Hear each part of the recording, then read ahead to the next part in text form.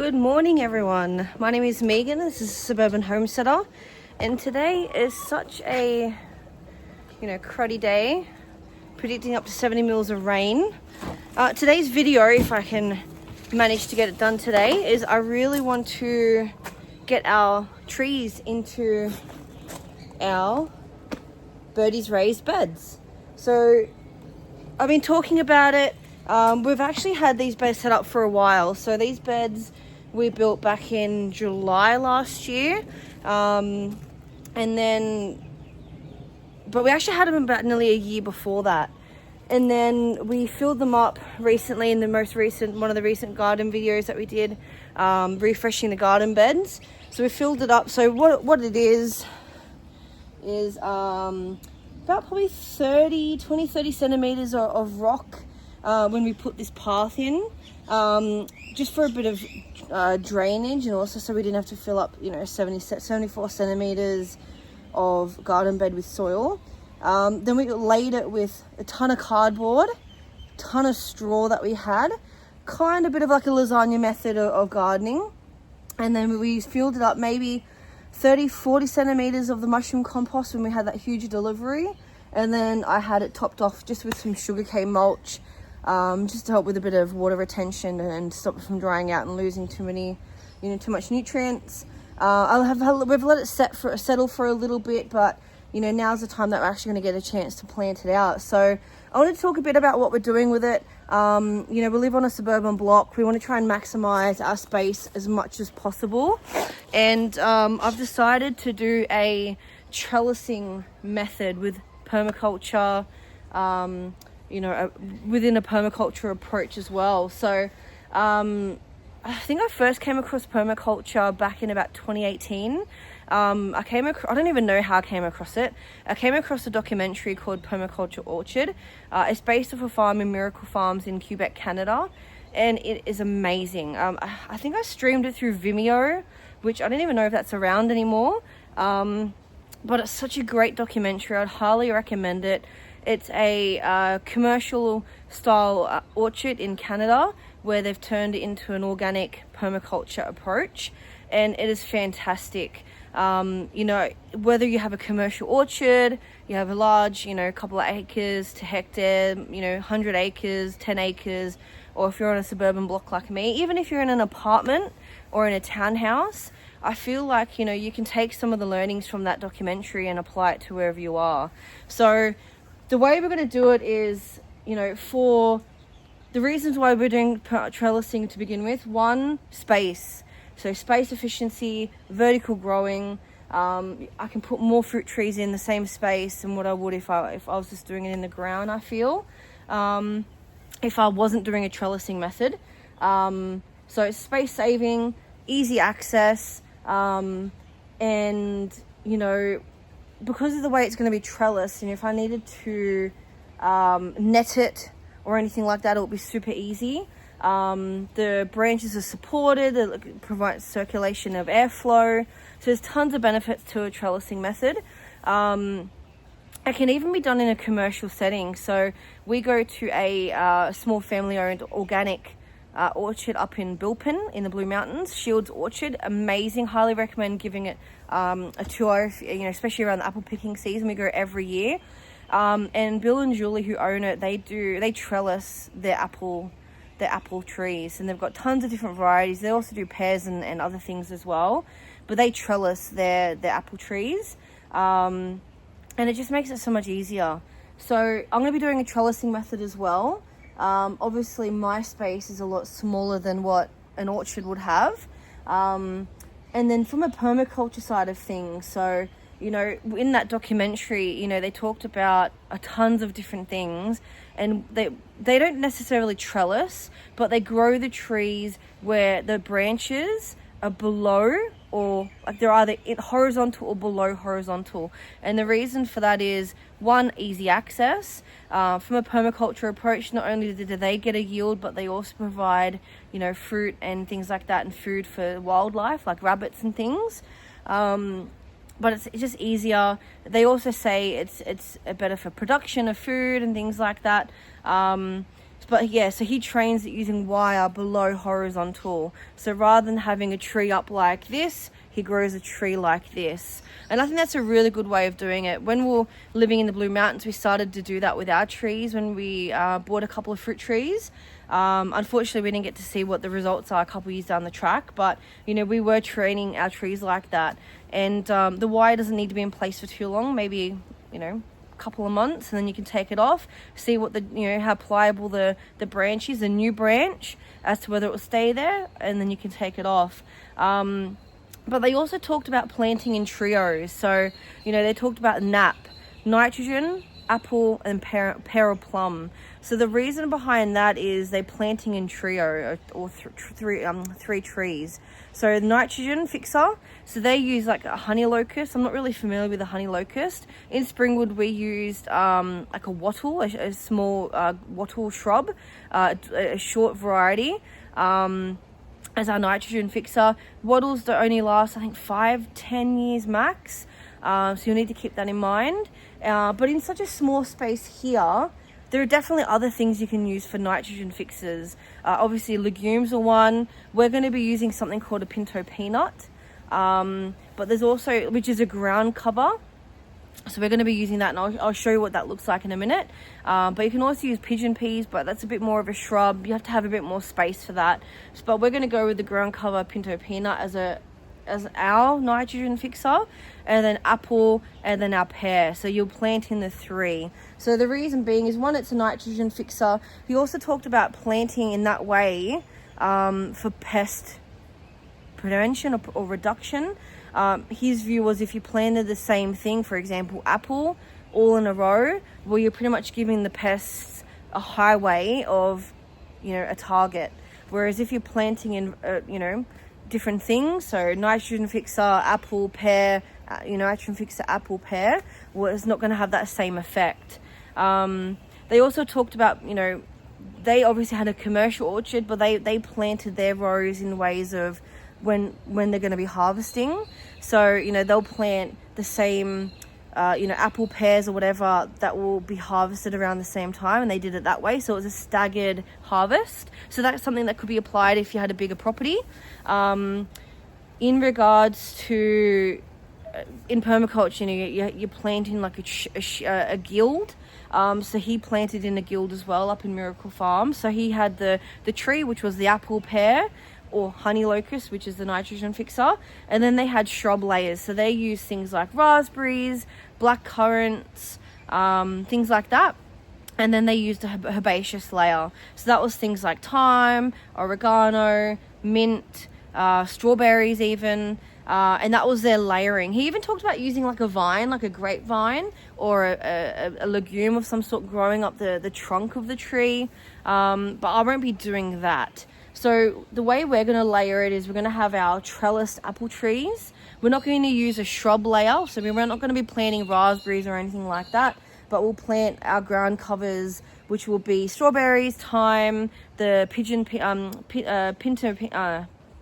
peanut, which is our nitrogen fixer, and a few things like that. So that's what we're going to do. They're still going to be usable, they're still edible, but that will be what we're going to be targeting. And then I'll also put in like a little in-ground worm farm. So what I'm going to be doing is I'm going to be taking back the straw, the mulch. I'll be taking it off. I'll be making a few more little amendments. I've got a few more bits of compost that I'll add to it, and some blood and bone. But the mushroom compost itself has been fantastic. Like our fruit and our vegetables that we've got going at the moment with the same compost has been going bananas and absolutely crazy. Everything looks healthy. So I'll be adding a little bit more compost, a bit more blood and bone, and then I will have a look at wiring the trellis. So I've been doing a bit of research, and what I've decided to do is, we've already got about 70 to 80 centimeters of trellis opportunity here, because obviously a lot of it's down in the bed and in the ground for stability. So I'm going to be wiring it maybe about 25-30 centimeters above the soil level, and then each layer. So the documentary talked about, they planted trees about 2.5 meters apart. I won't be doing that. There'll probably be it's just over a meter, I think, per pole or per star picket. Yeah, so here we got got 3 poles per bed. The bed's about 10 meters, about 74 centimeters high, 50 centimeters deep. I've got 3 poles. They're just spaced over a meter apart.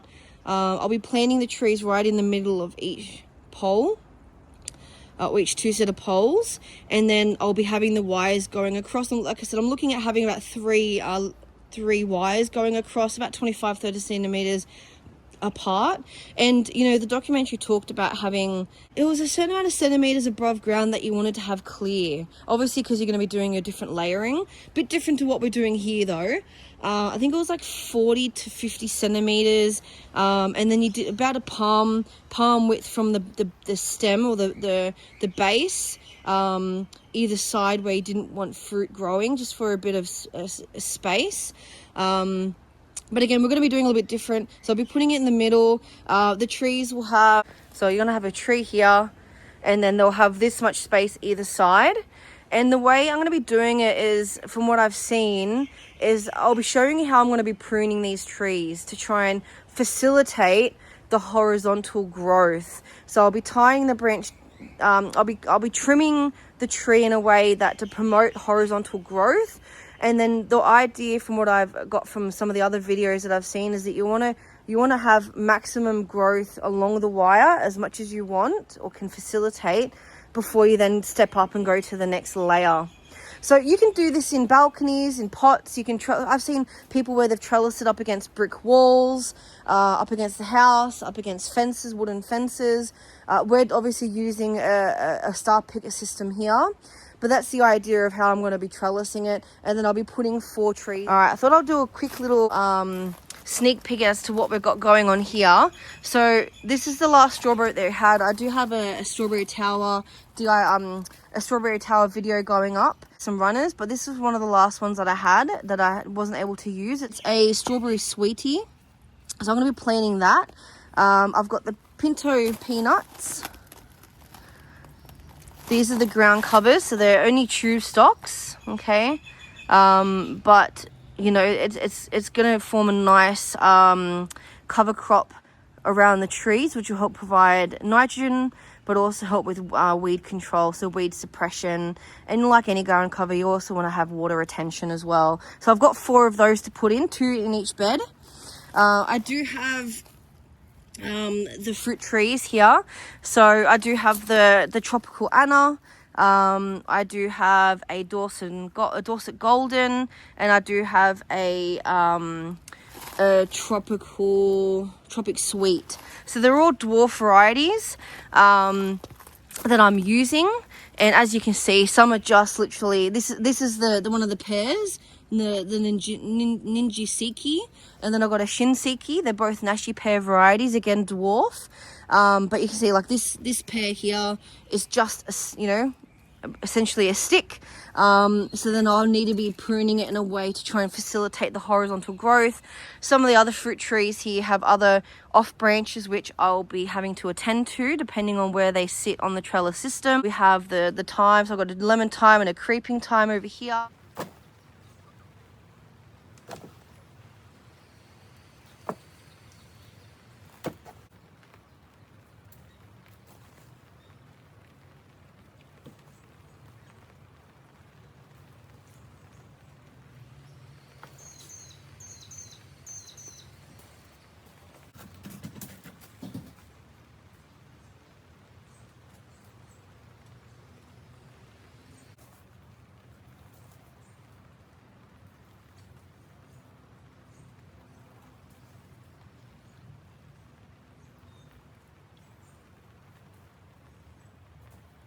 Alright, so I pulled back the mulch. Before I have a look at putting the wire up, I'm just having a look at these fruit trees.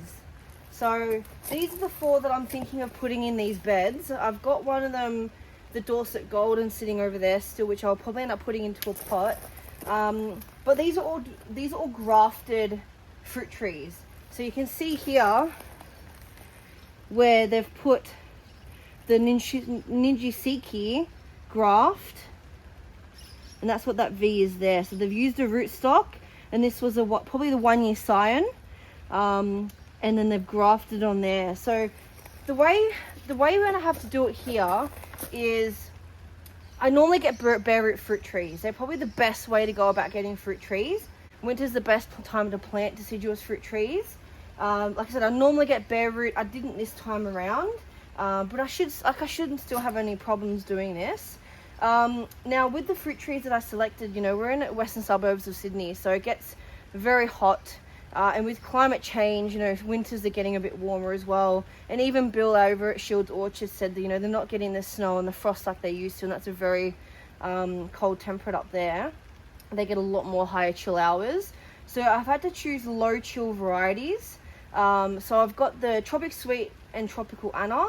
The Tropic Sweet should bear fruit about 2 weeks before the Anna. So they're all cross-pollinated. Same thing with the Dorset Golden. I picked all cross-pollinators. You get some fruit trees, you know, they're self-fertile, which means you don't need another tree to help with pollination. Some trees you definitely do need one. And then some others, you know, you don't necessarily need one, but it does better and bears better when you have a cross-pollinator. Same thing with the 2 Nashi pears that I've got. They both cross-pollinate as well, and that's one of the reasons why I chose them, as well as the low chill hours. So the way whether you're planting a bare root or from a pot is, especially if they're grafted, you do not want to plant the tree above the graft line. You kind of actually want to keep it in line with where the previous soil line was. So I'm just trying to figure out, you know, because when I'm going to be planting at 20-35 centimeters, you know, so I'm just doing a quick inspection as to where the buds are.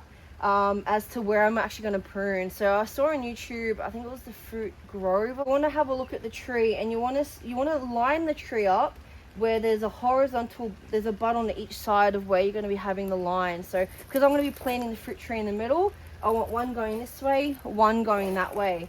So you want to pick one where you have that. So about here, so I'll have a look and see, that's probably where about having it. And then you want one that goes vertical. So you have one up here and you have one down here. So you'll have a look at pruning. I'll probably end up pruning around here or here, and that will put energy into producing the horizontal branches rather than the vertical branches. And I'll have to do that on each one as to where I'm going to have a look at positioning them, but also pruning them as well. Put a few more amendments and then we'll get trellising. So I'm just putting another bag. So like I said, I filled it up with a high quality mushroom compost. This is a sea-style super compost. It's supposed to be a good quality one. So I just want to put one bag per bed. Just as an extra top up.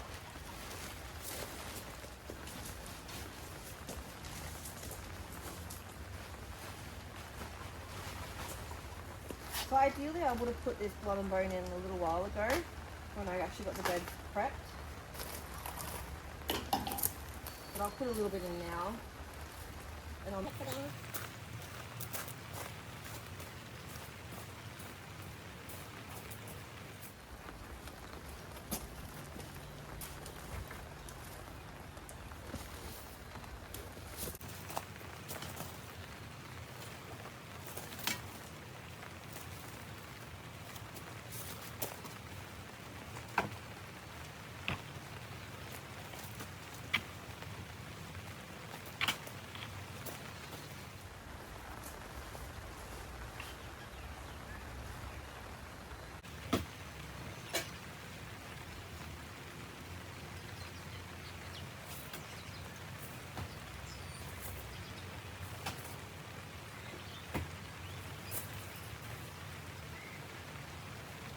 Alright, so I'm going to be putting in, before I do anything here, I'm going to be putting in this in-ground worm farm. Look, I just picked this up from Aldi, so no reason why I picked it up. It was like 15 bucks. Thought I'd give it a try. Previously I've used food grade buckets, so PBA free food grade, that I picked up from Bunnings, and you just drill some big holes all in it and around. You obviously plant it up to the rim of the bucket and then use the lid to stop anything from getting in, but you put all your food scraps, and it just helps promote worm activity, so help aerate the soil, help bring a lot of good nutrients into the soil as well. So I thought, you know, I'm going to give it a try. I'm going to be putting it in the other beds as well at some stage. I was looking at originally doing it out of just PVC pipe, but you know, the food grade buckets work out well too. Just depends on the space or the depth that you need. But I thought, you know, it's cheap enough. I'm going to give it a try. So that's what it looks like on the inside. Obviously, it just has access for the worms to get in. You chuck your food scraps on top. You obviously have to plant it that deep. And then yeah, and then you just whack the lid on top so nothing else gets in. So I'm going to put that in first. I was thinking of putting it on the end here, just to easier access. Like the staircase is just here. So I'm just going to put it in through here. Like, I don't know, I'm hoping it's not going to collapse while it's in the ground. But look, you know, it's just an experiment. I like to experiment. Now it's coming down a bit harder. I think I'll have it sitting up there, and that way I can just access it.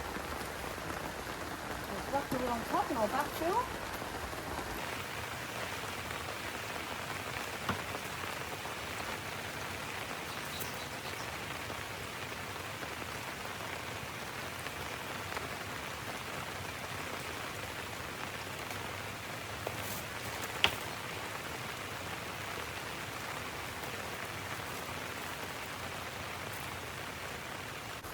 And the good thing about the worm towers is if you want to, you can just pick it up and move it somewhere else. You know, that way you can kind of, you know, get some activity happening in each bed, or you can keep one in each bed. So look, FYI, I've never trellised before. I've seen it plenty times online, YouTube, etc. I've never done it myself, you know, so we'll see if it's actually going to work and be successful. But the idea is to, like I said, I'm going to run a line from this pole to this, through the middle to the last one and tie it off. Some of them have extra like guy ropes or something to tension. I know in the big orchards that do the trellising, you know, they have to have that because of the sheer weight potentially of all the fruit trees and having to keep it all tense over a larger distance. We're going to see how it goes. And look, I'm not doing that, but we'll see how it goes. And I'll run 3 lines and then I'll do the same thing for the other bed. There are plenty of trellising kits that you can purchase on through places like Bunnings and stuff, but there seem to be more when you want to put it up against a brick wall or a fence. So I've just picked up some galvanized tie wire. It's about 1.25 millimeters diameter and 95 meters long. I'm hoping this will do the trick. You know, ideally, like the plants shouldn't take too much to have to tie them down. And then I've just picked, I don't know if this will help, but I've picked up a fencer's tool to try and help with tying off the wire, make it a bit easier and having that bit of tension.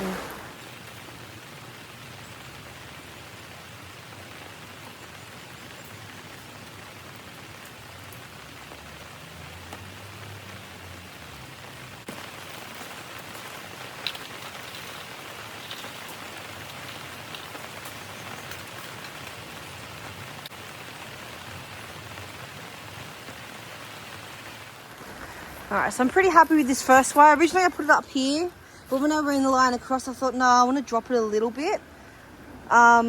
Look, we'll see how it goes. It might be a little bit too low. But I'm quite happy with this. You know, it's taut enough. You know, I've put enough tension as I could on. But I've just put it through here, looped it around, threaded it back through the hole and kind of put tension on itself as I whacked it around, and I just tucked it in. Like I said, I've just gone through this middle circle. I haven't actually done any wrapping around. Whether or not that was a great idea to do, I have no idea. And then I just did the same thing on this end. You know, so I'm not too for my first time, I'm not too unhappy with that. So now I've got another 2 more here and then 3 more on this bed. Just making sure I leave enough excess so I can wrap it around and do what I need to.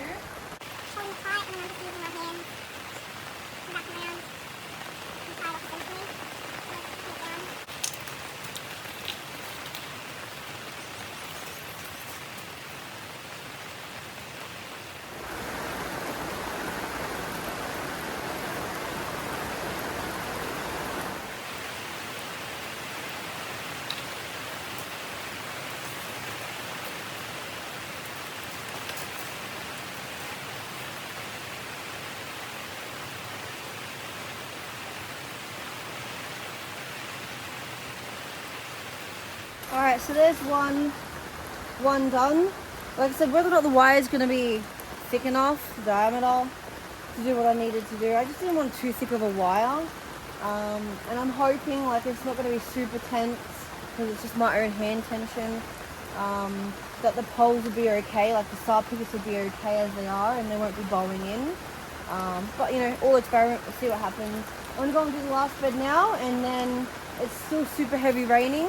Well, we'll have a look at maybe getting everything set up and planted still. I'm just determined to get them in today.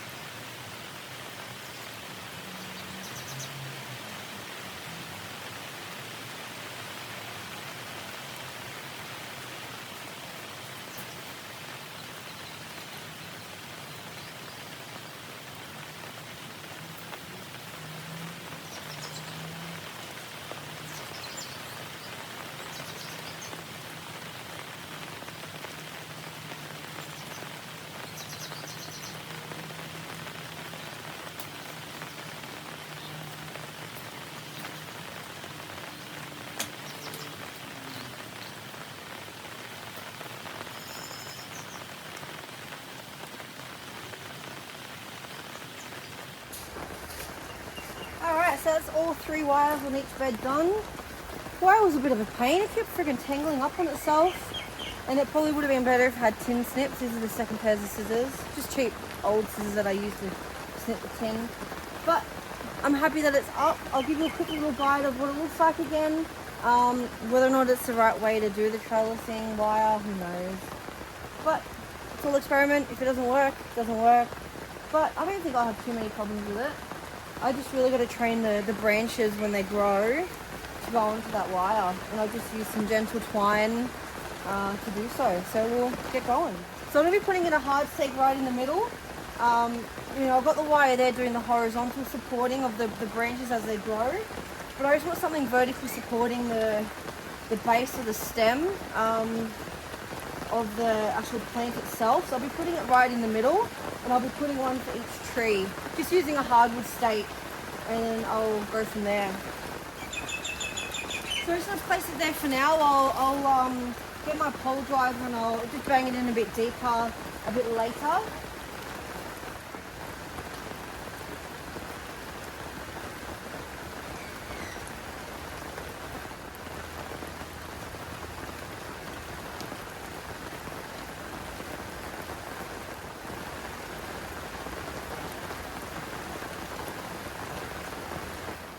So first up is the tropical anna. So like I said, I don't want to be planting above the soil line here. You can already see some roots coming through. So it's definitely needing to be potting up. And then it's just a matter of positioning where I want the buds to go for when I do prune. So it's going to sit, so if the soil line's about here, that's probably actually a good height. Alright, so just having a look at where it's going to sit, I'll need to put some backfill in to have it sitting where I want to. So I might even tie the rope up here, so it doesn't matter, but I can see the horizontal fruit buds here and there's vertical up here. So I might end up tying the twine up a little bit higher just to stabilize.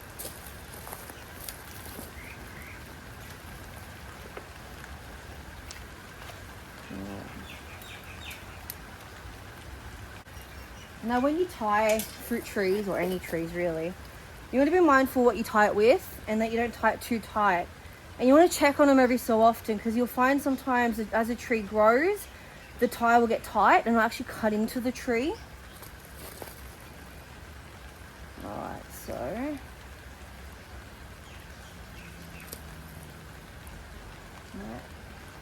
Might tie the line up a little bit just to there, because there's two horizontal buds that I'm going to focus on. But I'm quite happy with that. Backfill. Make sure I pat that down. You don't want any air pockets. Now it's a tropical sweet one. The graft line there. So I'll be taking back those, snipping off those two branches. That one's mighty close to the graft. And where I'll place it. Right. So I've got a little fruiting bud here, and I've got one starting here. So I might use that as my horizontals. But that's the position I want to trim it in.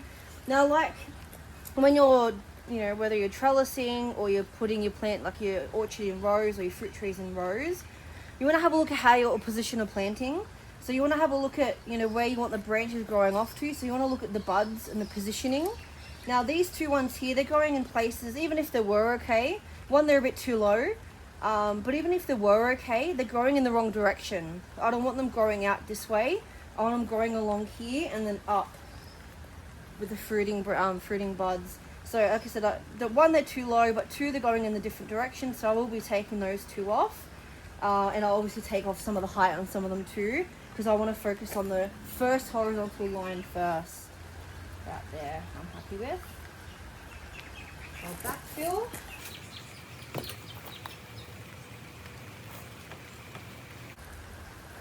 Pack down, like I said, you don't want air pockets.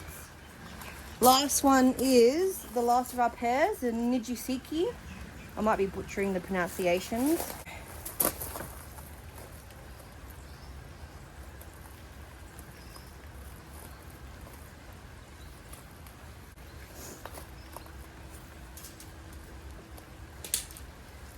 Alright, so there's the graft line there.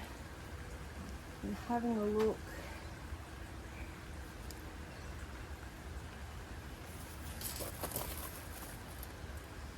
Alright, so there's a horizontal there and a horizontal there. And there's one there and one there. So I might plant it here, and then I'll decide whether I'll trim it, if I'll use these two horizontals or these two that are slightly spaced. Just a matter of tightening the wire onto the stake. Alright, so a good root system. Alright. So I'm happy with that there.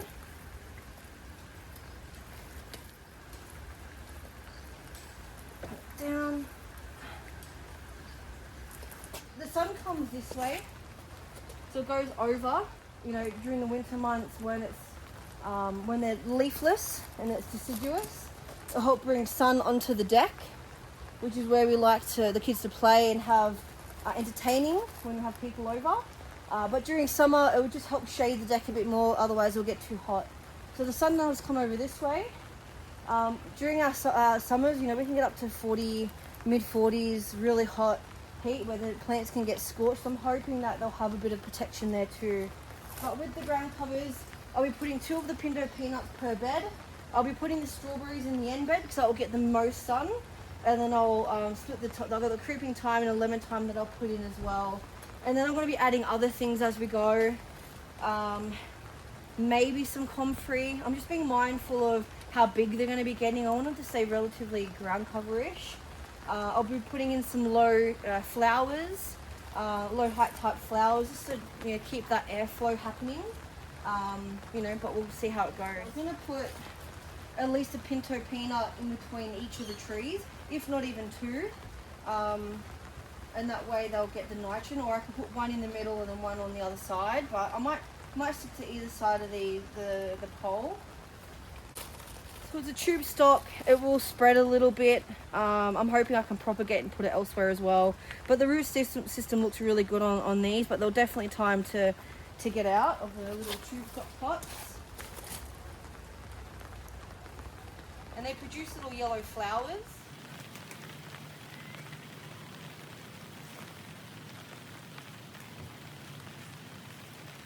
I've got creeping thyme because I love the idea of having having things sprawl over the side of the bed just to help soften the edges a little bit. And then I got the lemon thyme just because it smells amazing. Thyme on this side and the strawberry on the other side too.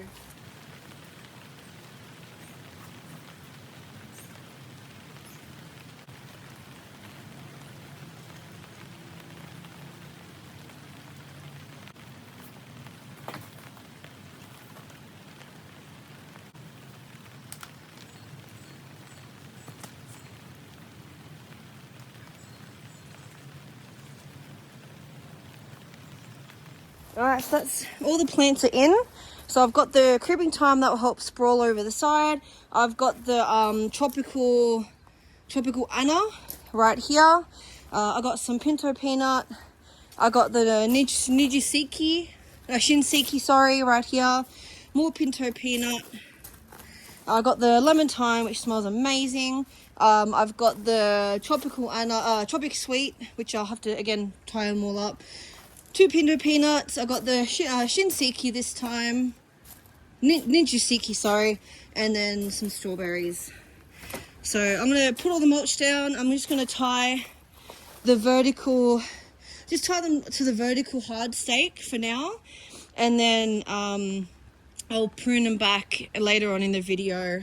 But you can see just from the couple of few months that we've had it settled, like the soil in this one has dropped a little bit. This one is a bit lower compared to this side just because of the shape of the land. But we'll see how they go. So hopefully we'll get the first prunings, and then the year's growth, we can try and get the horizontal branches going out and filling out the line, and then we'll go up and step up from there. Look, some people, like, you do have the option as well. Like, I've even seen it on some of the properties doing the edible garden trails where they call them step over trellising, I think it is. So they literally grow I think they're the full dwarf varieties, where they're literally like this high, and they use them as like a path, but they have them tied up so they're supported, but you can literally step over them. I think they call them step over trellis or something, but that's another option as well. I've seen that done effectively, and I've actually seen it online too. So depending on what space you have, you can grow it on the balcony, grow them in the terrace or units. You can grow it onto your brick wall. You can underplanting with other edibles. You can chuck garlic chives, walking onions, oregano, but you can put a lot of herbaceous layer in. If you are going to grow them as actual trees and not trellising, you can train the branches to be lower using some wire, and then underplant under that too. Just maximize your space. So I'm going to get some mulch on top, and then it's raining. I might try and chuck some sea salt mix over the top just for a bit of transplant shock.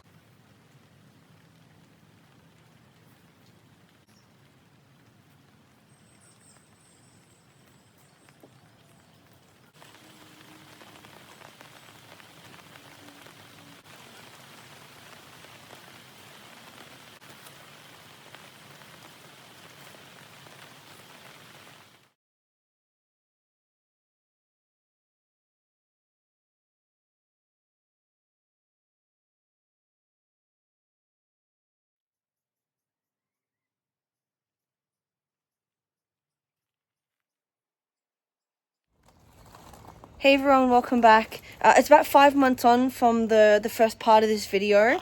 I thought I actually posted this video, but I didn't. So that's okay. I'll just add an update to this video now, which will probably actually be really good to show you the progress so far. So after we set up these beds and planted out the fruit trees, I had to wait a couple of weeks to actually prune the trees. And I thought I recorded that part of the video, but it must have malfunctioned. But that's okay. I'll go through step by step what I did. So I had to wait a couple of weeks to actually prune the fruit trees. If you remember in the first part of the video, it was pouring down rain. I don't like to prune my fruit trees, especially if I'm going to be sealing them while it's raining. I prefer to have dry, warm, hot weather. So that way, when I do seal the cut where I've pruned, that cut, the wound, it's not going to trap in moisture and cause any issues. So I don't normally use this stuff. There's something else that I normally use, but I couldn't find it. And I can't remember off the top of my head what it was. But after I did the pruning, I used something to at least cover and seal the wound of the fruit tree, just so, like I said, nothing gets in. So this time I used Steri Prune. Now this is a can. You're only supposed to apply it to the actual part where you cut. So given where it is, you know, it was quite difficult. So I just sprayed it on some cardboard and I painted it on it. I was just a little bit, and I just painted it on the top, and I'll show you in a second. So that's what I use, and what I use when I prune my fruit trees. Just because I don't want to take any risks. When I prune other trees, you know, I'm not as cautious. But the fruit trees, I put so much effort into them. I want to make sure that they're okay. So I'm going to now go through with you exactly what I did, on how I pruned them and how I came about to pruning exactly where I did. And then go through with you the update of how much progress the trees have had, and also I need a little bit of maintenance on these trees as well. So let's go. So with the apple trees, they showed the most progress a lot early on. It wasn't until around the 4 to 4.5 month mark where the actual pear trees showed any sign of life. And I was a little bit worried, a little bit patient, a little bit worried at the same time. And I did the scratch method. You just use your thumbnail, peel back, and if there's green there, it means that it's still alive. And one way to know is, you know, you could do it all the way down till you find where it looks, you know, like a woody, dull color. But if it's green, it means that it's still alive. So that showed some promise, and I had to be a bit more patient. There has been some little off growth down below the graft line, which also tells me at least this part was alive. So I just have to take them back because I don't want anything growing below the graft line. That's just rootstock.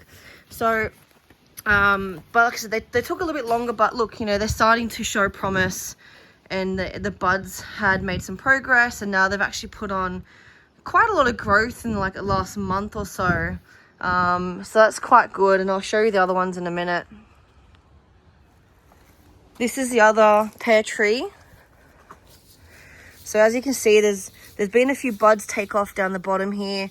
I really want to keep this part clear, so I will be removing them, so that way it will put more energy up top. So I'll be having a look at doing that today as well. But as you can see, you know, there's been some nice growth here in the last month or so. So just quickly on the pear trees, the way I pruned them originally, obviously if you remember, the pears were just sticks. You know, the apple trees had a little bit more to them, but the pears were just sticks. So what I did is, when I chopped off the top, I wanted to line it up roughly where I was going to have the horizontal line, but also where the buds were placed. So in order to determine where I wanted to prune, I wanted to make sure I had a bud facing this direction for this part of the line, so it'll grow along this way. And then I want another bud growing along this way.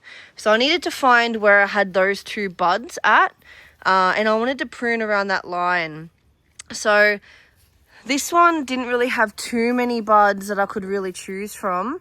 So I chose those ones here. So that one I'll train to grow up this way, and then this one I'm going to train along this line here.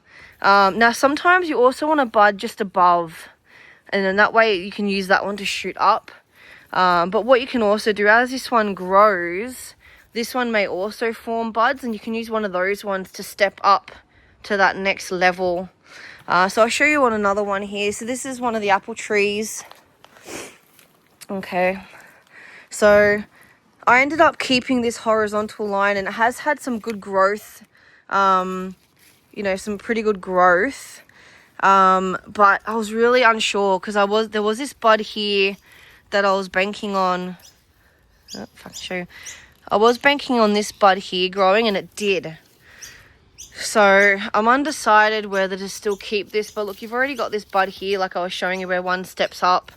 So this one as well, I pruned where there was one horizontal this way, another one going this way. And then this, like I said, this is where the step up method happens. So you have a bud that will shoot up, and that's the one that you would use to then step up to that next line. But I don't really want to focus on the vertical progress just yet. I want more the horizontal to fill out the horizontal lines. So while the growth is still quite young and pliable, I will be I will be training them down into the horizontal line. When they get a bit woodier and longer, it's just so much harder. But when I did this one, it was quite pliable. Then something happened and it snapped, and I thought it was going to die. But as you can see here, it's just kind of healed itself. I didn't do it. Originally I was going to put some steri prune on it as well, but it was just too wet and I just didn't do it, and that's fine. It's actually grown and made some good progress here.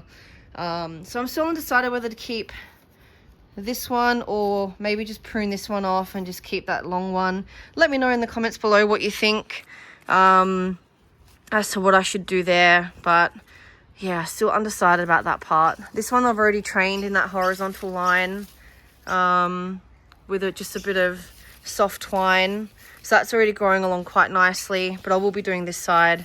And then I might try and train that one up originally, and then when it's time to prune next winter, I might prune that one back. And same with this one. You don't want too many branches crossing over each other. You want, the whole idea about the Espalier method is to have the airflow, so I might have to take that one off. But let me know whether I should keep this one or if I should just go with this one. But this kind of ends up, the reason why I kept it, because it was quite in line with my line that I had, but we'll see. This one I was kind of, yeah, it's you're really just banking on where the buds are. So it also really depends on whether or not those buds burst and show growth. These ones never really took off. The pears were a lot more slower growing, so you never know if that will take off at some stage. But these are the two that are showing at the moment. So these are the two that I'll train. This one's an awkward position. That would probably one that you'd want growing up vertically, not horizontally. But I'm going to try and see if I can train that one this way and then train that one that way. I might need to stabilize the top a little bit better because it will look like it might rub and potentially cause issues, but we'll see. Now, this is the other apple tree. This one has put on some significant growth as well. So like I said, this is where I pruned the top here. And then again, I was looking at where the buds were. The top here, not far off where I pruned, actually burst and had that big growth. And then I've had a little side shoot here as well, take off as well. I'm looking at training this one down and that one along here. And then I will hope that one of the other buds will come up and I can grow then vertically and have a step up there. So that's what I'll be doing on this one. And any growth along here, whether it's below the graft line or above the graft line, I'm just going to be taking off. Now, one thing key to note, you do want to make sure that the graft line is clear. So even though the soil line is well below the graft line, you also want to make sure that the mulch isn't right up against the graft as well. Because you don't want to cause any rot issues with the base there. Another thing as well, these ones had started to have some flowers, and I've just been pulling them off. So some of the two apple trees actually started to develop some flowers, and I ended up pulling them off. So usually with my fruit trees, I don't want them trying to develop any fruit for the first 3 years. And the reason being is when it starts to flower, it's starting to try and produce fruit. And it's putting all its energy into growing fruit. But I really want the first couple years to put energy into the actual fruit tree itself. So a little tip that I do, you might do it a bit differently. I've seen some people, get harvest after a year. And look, that's fine. But the way I do it is I try and use the first 3 years to develop as much as possible before I start focusing on the fruit itself. So it's a big investment. So I'm just using some soft twine to train them down. So I'm just going to use a bit of twine, a bit of soft twine to do that. The soft twine is a bit more pliable. It will breathe. It will move and stretch as the branch thickens and grows.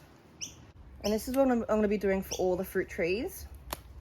I'm not going to be pruning anything back now until winter when the fruit tree is deciduous. You only really want to prune back, especially in the growth years during winter.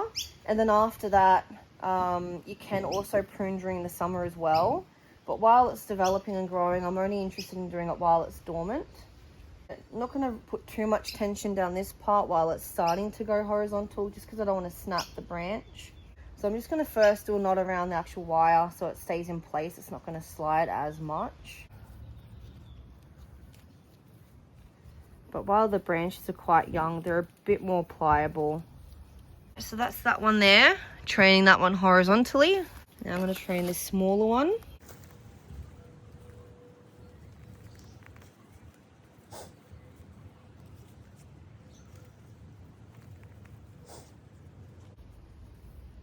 There you go. So just to train it, like I said, it doesn't have to be super duper tight, but the idea is to train it to be in that horizontal line. And as it grows more this way, well then I can be a bit more tighter with the tying, so to speak. But while it's young and it's just starting to train in that horizontal line, I've just been being mindful of the potential break line. So this one's a little bit more trickier, only because where I was hoping the buds would form and develop never actually happened. So I was hoping that this one here would develop, and maybe this one here. So we'll see what happens, but I'm going to be training these two ones here by just tying another little twine around this one just to keep it stable. And then I'm going to use this one here to go down this way. It's a lot smaller, and as it continues to grow, I can do more with it. This one is growing through the front here. It wasn't really ideal, but like I said, that would have been one that I wanted to grow up, not horizontally. Like I said, this one would have been great, so I was hoping that one would burst, but it just didn't. But that's okay. I'm going to try and train this one anyway. As the year goes on, by the time it hits next winter when the tree goes dormant, if this one has taken off, I might even take this one out, maybe. Or if it doesn't, I'll keep it. We'll just see how it progresses. Now, I've also started to notice some aphids on the new growth. So I'm going to give this a spray with some eco oil. But there's also a reason why I've companion planted, is to help bring in some of the other beneficial insects that will help with pest control, like aphids. So like I said, with this one, I want to see how that one grows. I'm going to leave it because it's growing in that direction anyway. As to whether I'll keep it or take it off next winter.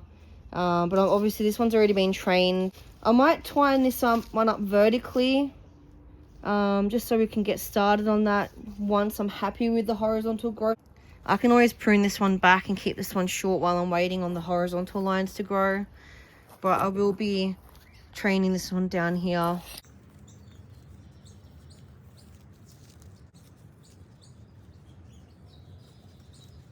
Now, even though this twine is quite soft and pliable, I will be keeping an eye on it just to make sure that it doesn't cut into any of the branches or the base. If you leave twine, depending on what it is, for too long, especially the plastic stuff, it will cut into the branch and will end up potentially causing issues with the tree, or it will grow into the actual tree itself. You've got a bud here and a bud here going. I'll be training this one horizontally this way, and I'll be training this one to go that way. And then we'll just see if any other buds grow as we progress through the course of the year. So I won't need to train that one just yet. It's way too small to try and do a horizontal, and it is a little bit low. This one was a shorter tree stem when I got it. I didn't really prune too much off it, and there wasn't, like I said, there wasn't too many buds to choose from. So there is one here, but it's a bit too low. So there's this one, and we'll just see if there's any other future buds that grow up that I could utilize. So, but we'll see if that one grows a bit more, and we can eventually train this one. So at the moment, I'm just going to tie this one up.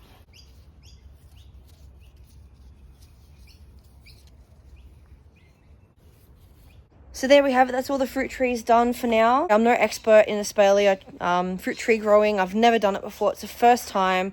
So it is an experiment. But so far the growth on the trees have been quite promising. I'm quite happy with it. Apart from the initial scare with the pear trees. But I have put things and other plants in the fruit these beds as well. So if you remember, I planted the pinto peanut as a nitrogen fixing ground cover.